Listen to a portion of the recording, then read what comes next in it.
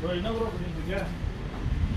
இல்லை ப்ரோ, நான் எல்லா பிடிஎஃப்லையும் நானும் போட்டு பார்த்துருக்கேன். இது அப்படியே ஸ்கேன் பண்ணி சேலரி ஸ்லிப் கொடுத்தோம்னா பிஎஃப் மாதிரி கிளைம் ஆகிடும் ப்ரோ சேலரியோட.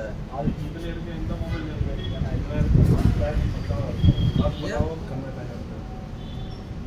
இதில் போயிட்டு ஏஐ டாக்குமெண்ட் கிளியர்னு இருக்கும். நீங்கள் எடுங்க. இதில் ஃபோட்டோ எடுத்தோம்னா உங்கள் கசக்கி இருந்தாலோ எல்லாம் கசங்க எது இருக்கிறதோ தெரியாது. அட்ரஸ் தெரியாதா கிளியராக வந்துடும். எடுங்க.